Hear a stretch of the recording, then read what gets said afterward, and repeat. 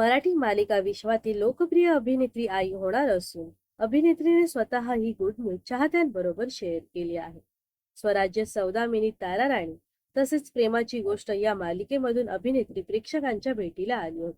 तर अभिनेत्री स्वरदा ठेगेने ही good news दिली आहे. अभिनेत्री स्वरदा ठेगे लवकरच आई होणार आहे. तिने ही गुड न्यूज चाहत्यांबरोबर शेअर केली आहे. तिने एक व्हिडिओ सोशल मीडियावर शेअर केला आहे. ज्या व्हिडिओमध्ये ती गरोदर असल्याचं दिसत आहे. तर हा व्हिडिओ शेअर करत अभिनेत्री कॅप्शन मध्ये लिहिते, आमच्या प्रेम कथेने आता एका छोट्या हृदयाची धडधड सुरू केली आहे.